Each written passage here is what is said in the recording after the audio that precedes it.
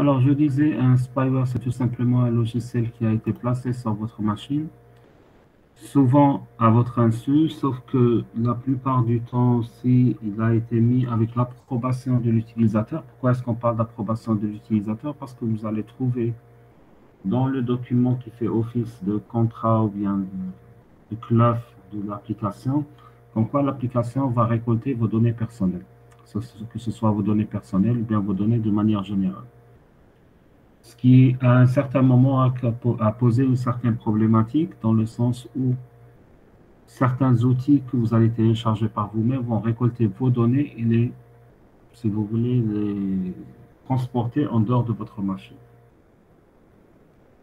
Maintenant, il y a d'autres types de spyware qui, eux, vont récolter d'autres types de données, à votre insu toujours, et dont vous ne connaissez même pas l'existence de ces outils parce qu'ils vont s'installer de manière malveillante. Donc là, ils vont cacher leur processus dans d'autres programmes légitimes. On prend l'exemple des chevaux de Troie.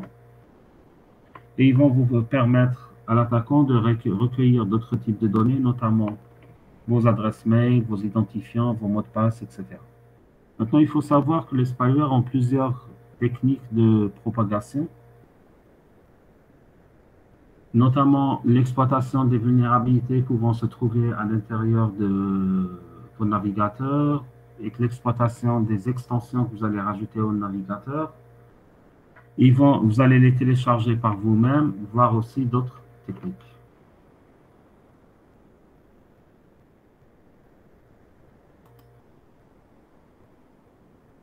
Il faut savoir que pour mettre en place des spyware, il y a plusieurs outils qui existent, notamment SpyTech par exemple, ou bien SpyAgent, ainsi que PowerSpy. Alors, ce sont des outils que vous pouvez installer sur vos machines, grâce auxquels vous allez envoyer une charge, disons, malfaisante vers d'autres machines que vous allez pouvoir monitorer et surveiller à distance. Il y a plusieurs types de spyware, notamment des spyware de type GPS, des spyware pour téléphone mobile, des spyware vidéo. Donc, chacun est spécialisé dans un domaine bien défini.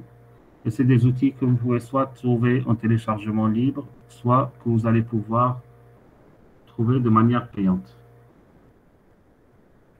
Alors, il faut savoir que généralement, les techniques de défense contre les spyware, c'est pratiquement les mêmes que celles utilisées contre les keyloggers et contiennent entre autres les mises à jour régulières, si vous voulez, la restriction d'ouverture de mail inconnue, le scan de fichiers, l'utilisation de clavier virtuel pour la saisie, etc.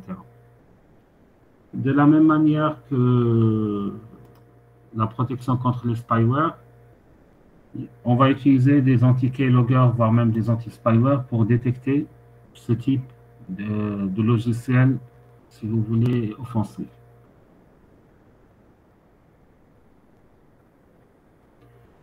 L'un des problèmes que vous allez rencontrer dans les spyware, c'est que certains spyware vont essayer de simuler un flux légitime pour pouvoir exfiltrer vos données. Je vous donne un exemple très simple.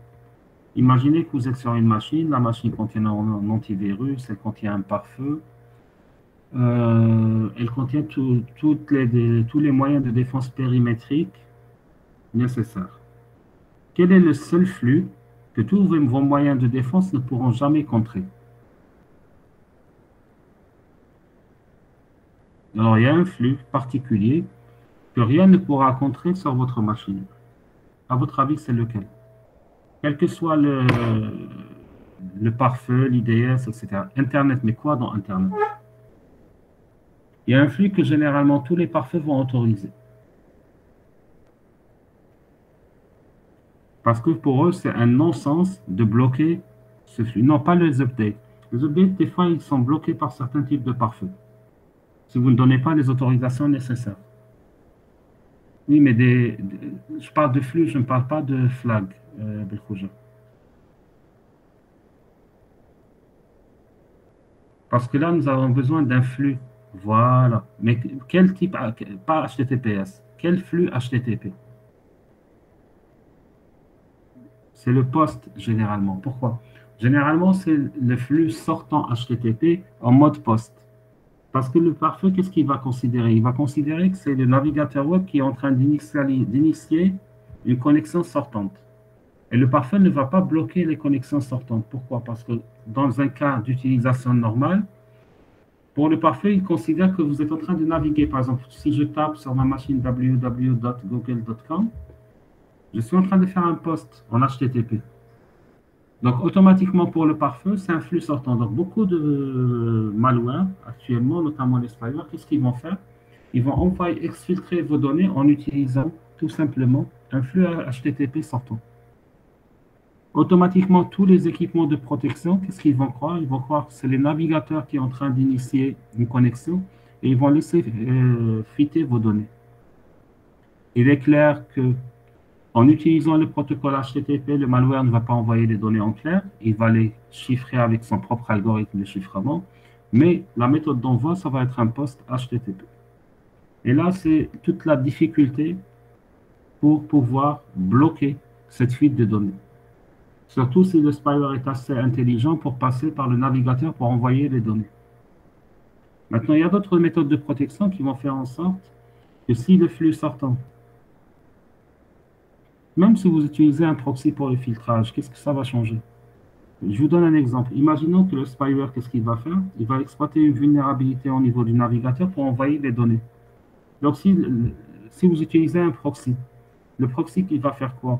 Il est configuré où? Il est configuré par le navigateur. Donc, automatiquement, mes données vont passer par le navigateur va faire appel au proxy, ils vont passer par le proxy.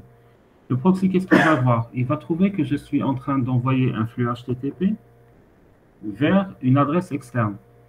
À moins que vous utilisiez le système de whitelist pour autoriser les connexions, chose qui est très rare, le proxy ne pourra rien bloquer, ni filtrer. Généralement, c'est pour ça que je vous dis, la contre-mesure doit se mettre en amont. Ça veut dire qu'on doit déjà empêcher ce spyware d'accéder. Parce qu'une fois qu'il a accédé, s'il utilise ce type de technique, il n'est vraiment pas évident de le détecter. C'est pour cela qu'on va vous dire, qu'on vous donne des mesures préventives plutôt que des mesures correctives. Parce que les mesures correctives vont être beaucoup plus compliquées à mettre en place. La prévention reste la meilleure des solutions. À moins que vous fassiez ce qu'on appelle des contrôles et des inspections, donc des audits réguliers pour vérifier les adresses auxquelles vous vous connectez périodiquement. Ça ne se fait pas généralement à titre personnel, mais ça se fait dans les milieux d'entreprise. Donc, si on voit qu'il y a une adresse récurrente auquel des données sont envoyées, donc les ingénieurs de sécurité, qu'est-ce qu'ils vont faire? Ils vont vérifier c'est quoi cette adresse. Et sur la base de ça, ils peuvent par la suite enclencher une enquête forensique pour essayer de voir pourquoi il y a tant de connexions vers telle adresse particulière qui ne figure pas dans le répertoire de l'entreprise.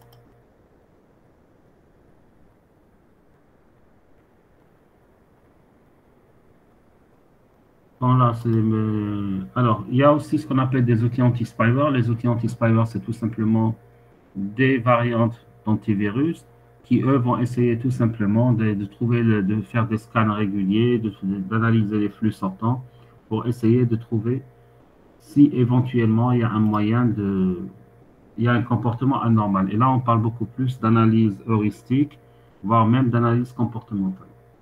Alors, les rootkits. Alors, les rootkits, c'est quoi? C'est tout simplement des programmes qui vont cacher leur présence et leur activité malicieuse en essayant tout simplement de donner un accès complet à l'attaquant à votre machine, que ce qu'elle soit serveur ou bien autre. Donc, maintenant, les rootkits, comment est-ce qu'ils vont fonctionner? Ils vont tout simplement essayer de détourner, si on est sous Windows, ils vont essayer de détourner le fonctionnement de certaines DLL, comme l'ont dit tout à l'heure vos camarades, ceux qui ont fait la veille par rapport à ZLoader. Ou bien ils vont tout simplement essayer de remplacer les appels système de manière générale, si on est sous d'autres plateformes. Généralement, un rootkit est composé de quoi? Il est composé d'une backdoor. Il peut faire des programmes des DOS. Il contient des sniffers de paquets ou autres. Maintenant, l'attaquant, comment il va faire? Il va d'abord scanner les ordinateurs ou bien pour chercher une vulnérabilité. Parce que rappelez-vous, il ne peut y avoir d'attaque s'il n'y a pas de vulnérabilité sur la machine. Tout attaquant ne fera qu'exploiter une faille ou une vulnérabilité de sécurité. Ensuite, une fois qu'il a trouvé la bonne vulnérabilité, il va essayer d'exploiter cette vulnérabilité en installant, par exemple, ce rootkit, soit via du social engineering ou bien via d'autres techniques. Ensuite, il va essayer de lancer des attaques 0D pour faire l'escalade de privilèges, etc. Donc, le but ultime, généralement, c'est quoi? C'est soit de router le système, soit de masquer les traces de l'attaquant, de collecter vos données et de mettre en place d'autres programmes malicieux à d'autres fins. Maintenant, les rootkits, il en existe une panoplie. Nous avons des rootkits niveau hyperviseur, nous avons des rootkits physiques, nous avons des rootkits qui agissent au niveau du noyau, nous avons d'autres qui agissent au niveau du bootloader. Attendez, maintenant que j'avance dans le cours, cette partie, on a déjà fait la dernière fois, non? Vous n'auriez pas pu parler avant. On s'était arrêté à quel niveau la dernière fois, l'autre jour? Donc ça, on l'avait fait.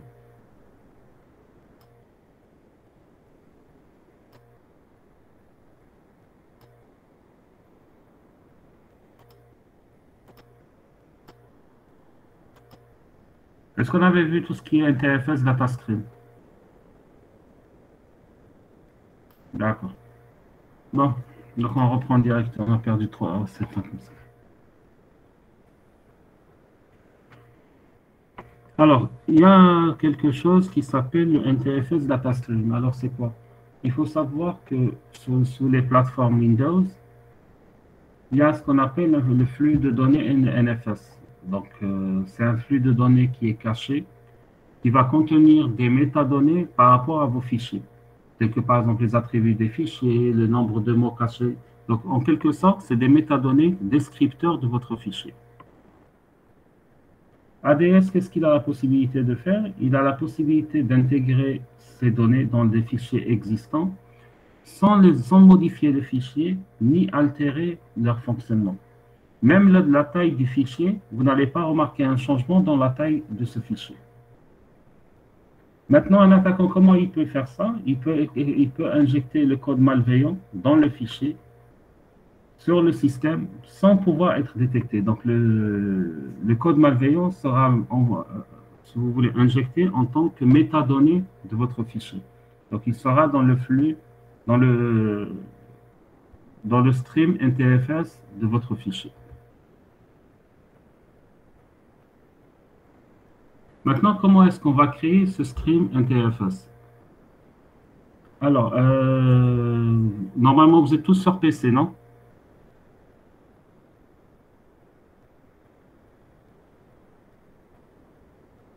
OK.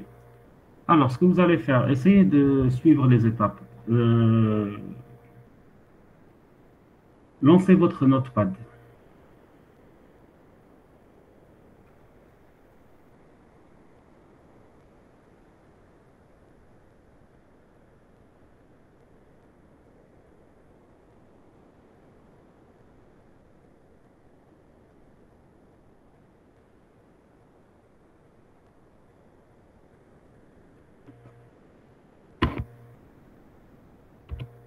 Alors, je vais le faire en même temps que vous.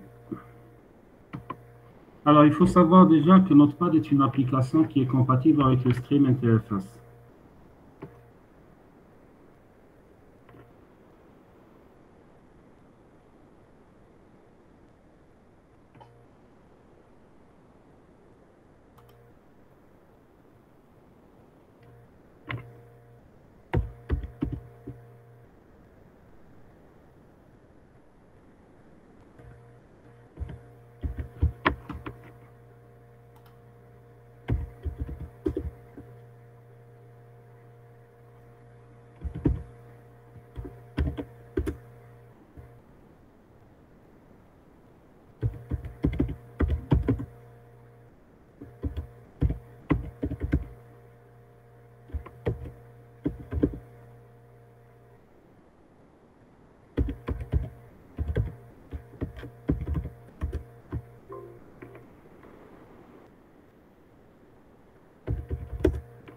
Alors, ce que vous allez faire, vous allez ouvrir votre invite de commande.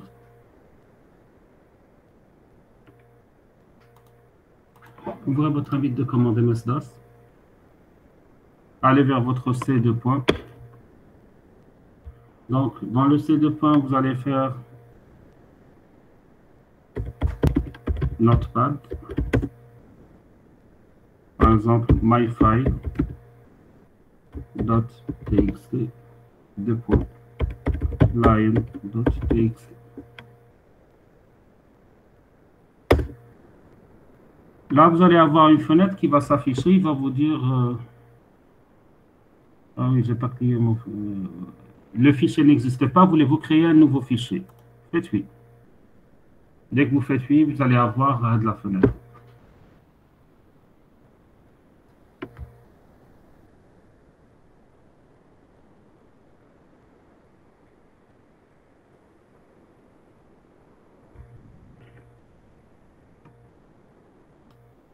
Par exemple, là, je vais avoir ce fichier. Je vais dire je suis là.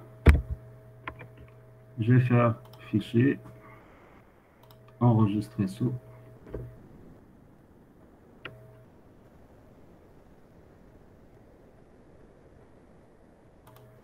Je pars vers le C. Je vais l'appeler myfile.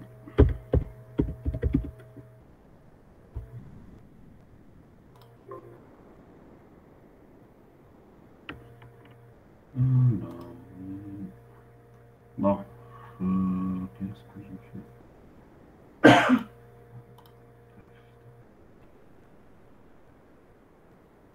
Je mets sur le F. Donc là, j'ai enregistré mon fichier dans le F. Je vais dire.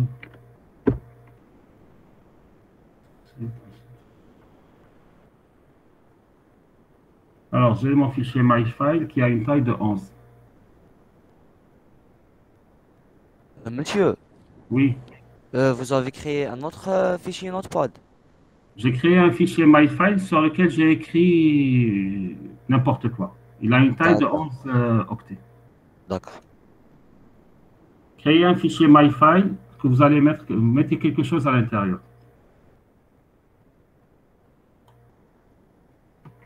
Dès que vous l'aurez créé, qu'il est affiché, faites-moi signe.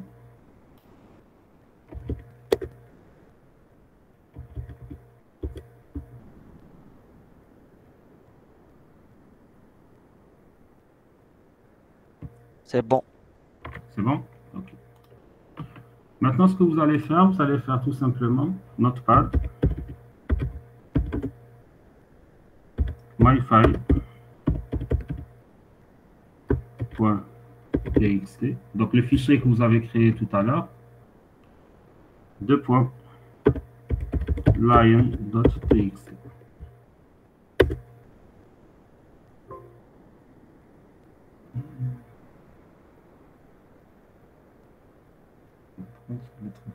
En 2 secondes.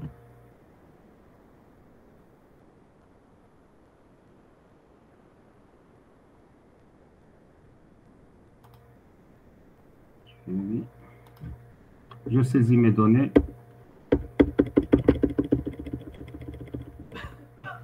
Je quitte, j'enregistre.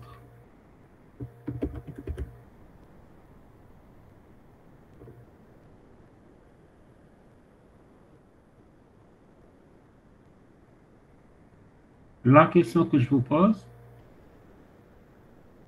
où est votre fichier que vous venez de créer?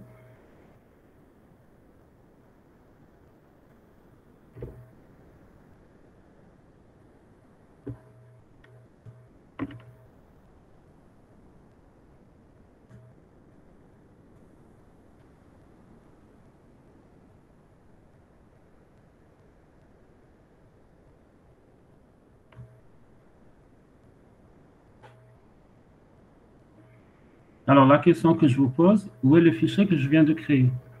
Sachant que myfile a toujours la même taille. Si je fais Notepad, par exemple,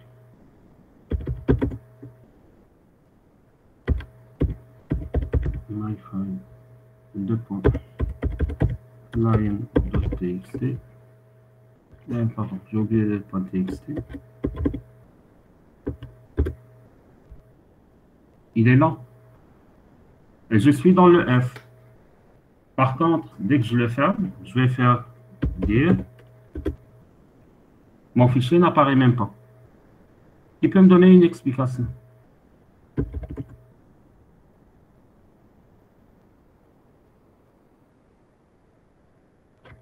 Elle est dans le fichier. Alors, tout simplement, ce que vous venez d'écrire, c'est des métadonnées liées au fichier MyFile. C'est ce qu'on appelle le stream NTFS lié au fichier. Donc, c'est quelque chose qui n'est pas visible lors de l'affichage des fichiers. Alors, si je veux le modifier, je peux maintenant créer un autre, par exemple. Au lieu de mettre lion, je peux mettre, je ne sais pas, amin. Parce que je mets oui. Et j'ai un autre flux lié au fichier que dans lequel je vais mettre DA, par exemple.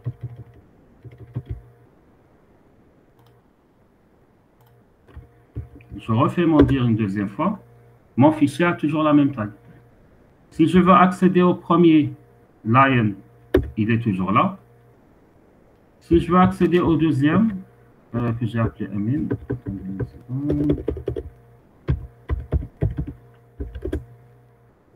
ah, pardon. Ah, j'ai rajouté une étoile à la fin. Voilà. Il est toujours là. Mais la taille réelle du fichier n'a pas changé.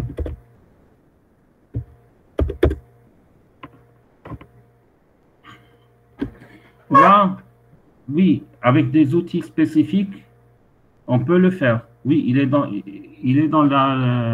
ce qu'on appelle la metadata qui s'appelle le stream NTFS, tu as le fichier. On peut y accéder avec certains outils, mais un utilisateur non averti ne verra pas le changement. Maintenant, nous, ce qu'on vient de faire, on vient de le faire tout simplement avec une chaîne de caractères, qui est des A ou la DT ou autre chose. Un outil malveillant peut le faire avec un malware, avec le code d'un malware.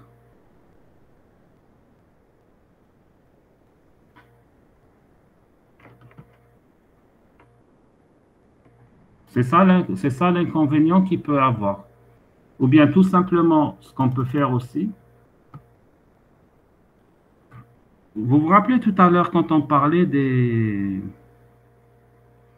spyware et de la fuite de données. On peut tout simplement faire une fuite de données en utilisant le flux NTFS. Ça veut dire quoi? Ça veut dire que j'upload un fichier, le malware va uploader un fichier, même s'il y a une inspection humaine par la suite. Oui, vous pouvez exécuter un fichier Python comme ça. Donc, s'il y a une exécution d'un malware, une inspection humaine d'un fichier, l'être humain va ouvrir le fichier, il va voir que c'est un contenu anodin, alors que les métadonnées du fichier contiennent des données personnelles ou bien des données sensibles qui sont en train d'être. Alors, comment est-ce que va se faire, si vous voulez, une attaque pareille, par un flux NTFS? Supposons que nous avons un cheval de Troie qui se trouve au niveau du C. J'ai un fichier readme.txt. On peut tout simplement, le contenu du trojan.exe, on le met dans le readme.txt. Donc, comment ça va se faire? On va faire par un type c2.trojan vers directement readme.trojan.txt. Donc, on va mettre l'exécutable du cheval de Troie en tant que flux NTFS dans le fichier .txt. Et de cette manière, on peut exécuter tout simplement le cheval de Troie une fois qu'on l'a transporté à l'intérieur de la machine de la victime. Il faut faire très attention à ce niveau-là. C'est que ce qui va se faire réellement, c'est quoi? C'est tout simplement le transfert vers la victime de manière invisible. Maintenant, la question qui se pose, c'est comment se défendre contre une telle attaque. Donc, il faut savoir que pour effacer le flux NTFS d'un fichier, il suffit tout simplement de déplacer le fichier suspect vers une partition FAT et de faire un coupé vers la partition FAT et ensuite de faire un autre coupé vers la partition d'origine. Comme les partitions FAT ne prennent pas en charge le flux NTFS, automatiquement le flux va s'effacer par lui-même. On peut utiliser aussi des contrôleurs d'intégrité qui, eux, possèdent déjà la signature de vos fichiers. Automatiquement, si vous rajoutez un flux NTFS, la signature du fichier va changer. Donc, automatiquement, il va détecter la modification. Il y a maintenant des outils de détection des flux NTFS, par exemple Stream, Doctor, LADS ou d'autres. Certains antivirus peuvent bloquer le flux malicieux NTFS et évidemment toujours mettre à jour pour moyens de protection. Maintenant, il y a des outils spécifiques pour la détection, mais bon, vous n'êtes pas obligé de les installer. Si vous avez un antivirus qui prend ça en charge, c'est largement suffisant. Alors, qui peut me dire c'est quoi la stéganographie?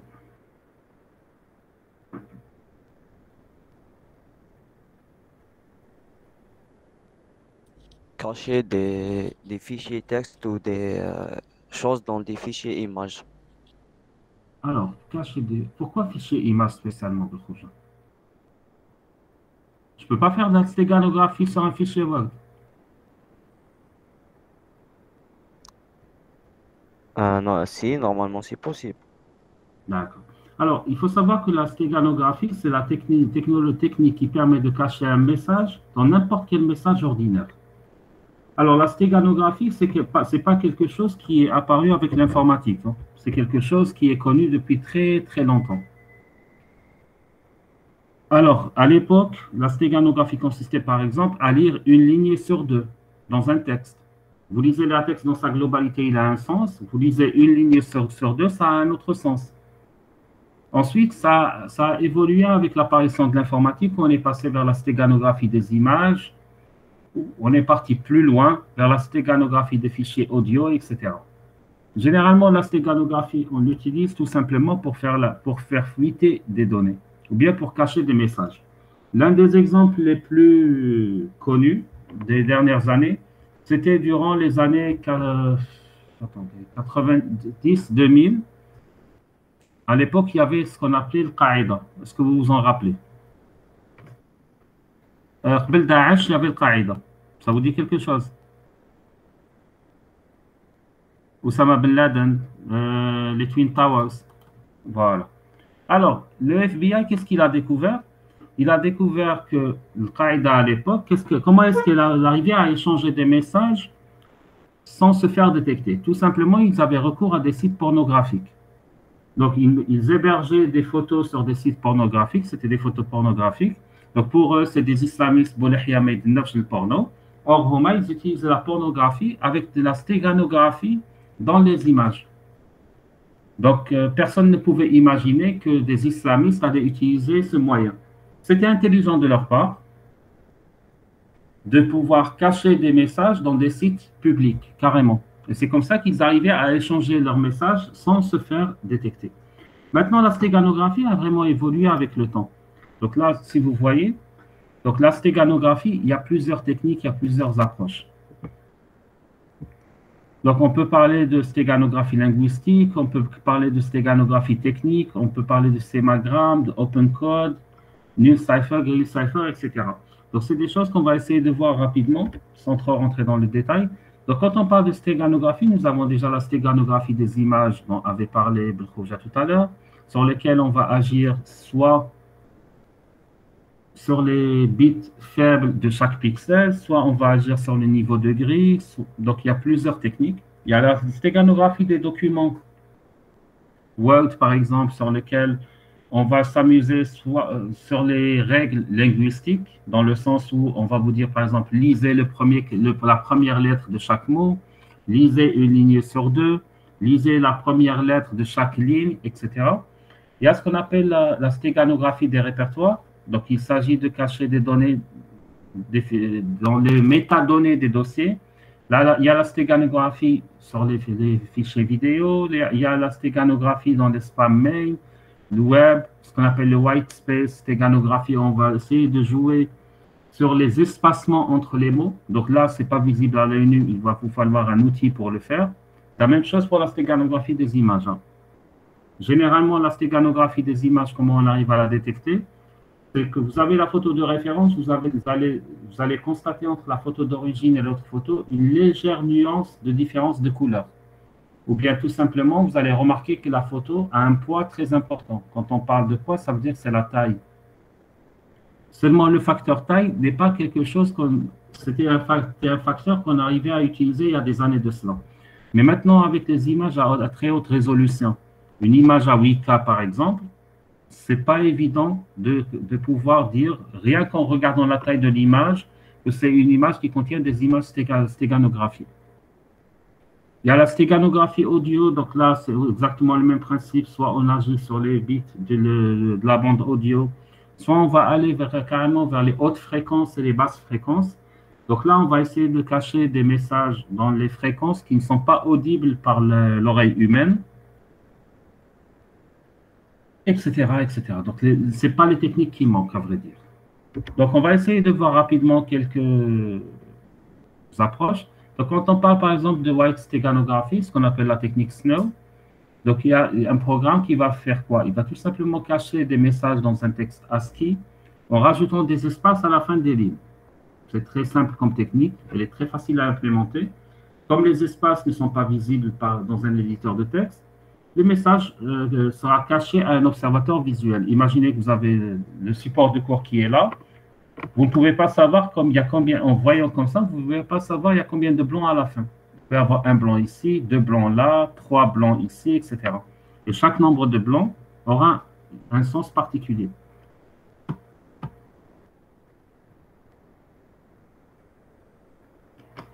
Et généralement, quand on fait de la stéganographie, il faut savoir que l'information qu'on cache dans le texte n'est pas une information claire, c'est toujours une information chiffrée. Comme ça, dans le cas où quelqu'un arrive à intercepter le message, il ne pourra pas lire le contenu. De la même manière, il y a la stéganographie sur les images. Donc là, sur les images, on va cacher des informations dans des fichiers de différents formats, que ce soit du PNG, du JPEG ou autre. Donc là, comme je vous l'ai dit tout à l'heure, c'est soit sur le bit le moins significatif, soit c'est des algorithmes de transformation, bien de distorsion d'image, soit on va rajouter des filtres à l'image, etc. Alors, quand on insère le bit le moins significatif, donc supposons c'est ce qu'on appelle la technique LSB. Alors, si j'ai par exemple l'image qui est là, c'est à titre d'exemple. Donc, qu'est-ce qu'on va faire? C'est le dernier bit qu'on va modifier. Comme vous voyez ici, par exemple, on va mettre des 0 et des 1. Et là, quand je récupère la chaîne, c'est 0, 1, 0, 0, 1, 0, 0, etc. C'est cette chaîne qui sera interprétée. Alors, le Snow stéganographie, c'est très simple. Vous voyez la diapo qui est là. Alors, à la fin de chaque ligne, normalement, je fais retour chariot. C'est la fin de la ligne. Alors, quand j'utilise la méthode Snow, au lieu de faire retour chariot, je rajoute un blanc. La barre d'espacement, j'appuie une fois, deux fois, trois fois. Donc, vous, quand vous voyez là, est-ce que vous savez s'il y a un blanc à la fin ou s'il n'y a pas de blanc? Vous n'avez pas l'information. Mais avec l'outil Snow, il peut lui calculer le nombre de blancs que j'ai rajouté à la fin de chaque ligne. Et en fonction du nombre de blancs, je pourrais interpréter le message que j'ai caché.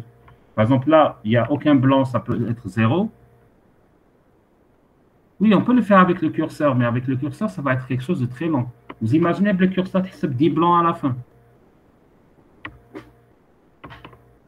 vaut mieux avoir un script automatisé, tout simplement.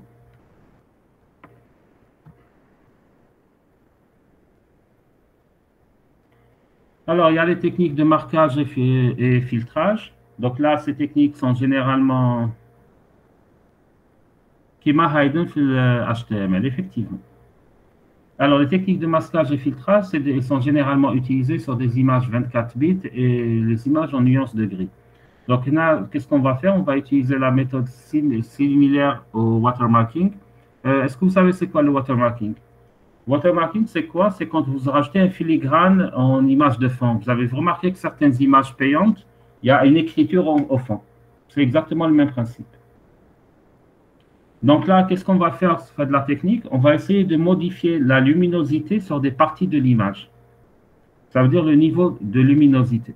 C'est une signature en quelque sorte, comme l'a dit Belkroucha, effectivement.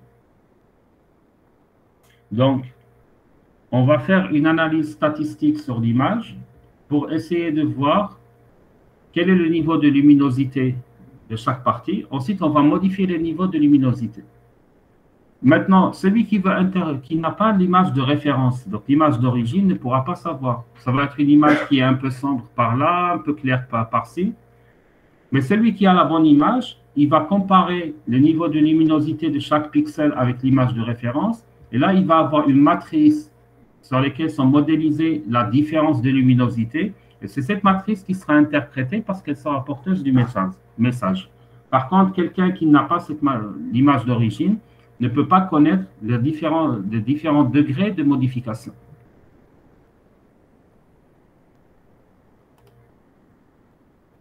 Bon, on ne va pas rentrer dans le détail des algorithmes de transformation. Donc là, vous avez plusieurs algorithmes que vous pouvez utiliser, les algorithmes de Fourier, de cosinus, ondelette, etc.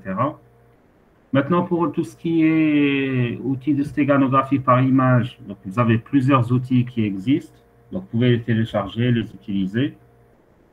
Pour les outils de stéganographie de documents, la même chose. C'est beaucoup plus simple à faire sur des documents que sur des images. La stéganographie vidéo, c'est exactement le même principe que les images, sauf que l'avantage que vous avez, c'est que vous avez 24 images à la seconde, donc vous avez une plus grande possibilité.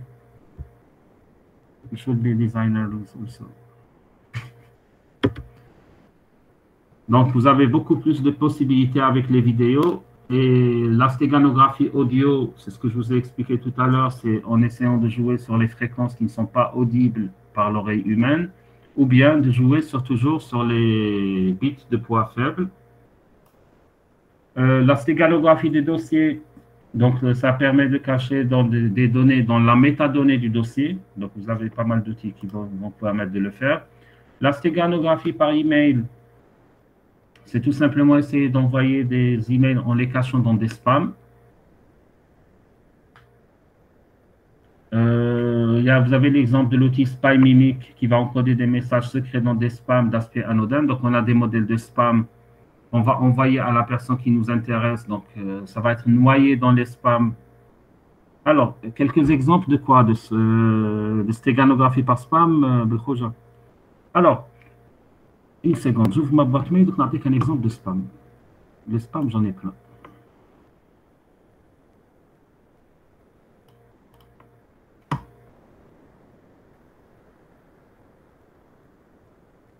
Alors, courrier indésirable.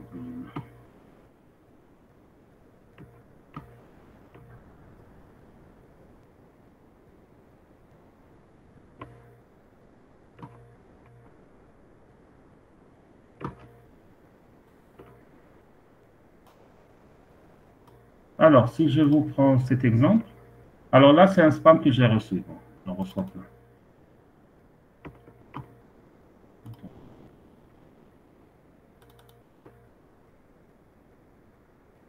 Alors, si je me base sur Head le spam, c'est un spam, si moi je l'ai reçu, c'est qu'il y a beaucoup de personnes qui l'ont reçu à travers le monde. Donc, si je l'envoie à quelqu'un d'autre, donc il va être reçu dans les spams.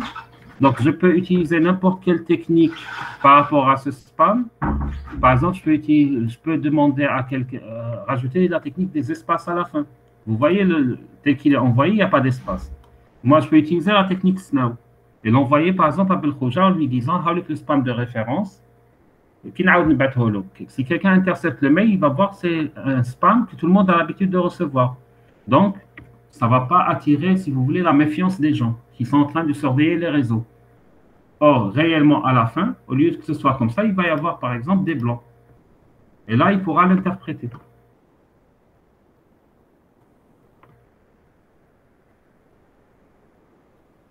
Bon, il y a les outils de stéganographie pour téléphone mobile. Donc, ils utilisent toutes les techniques qu'on avait vues tout à l'heure. Donc, c'est des outils qu'on peut installer sur le téléphone.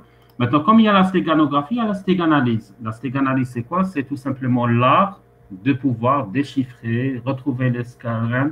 C'est comme la cryptographie et la cryptanalyse. C'est exactement le même principe.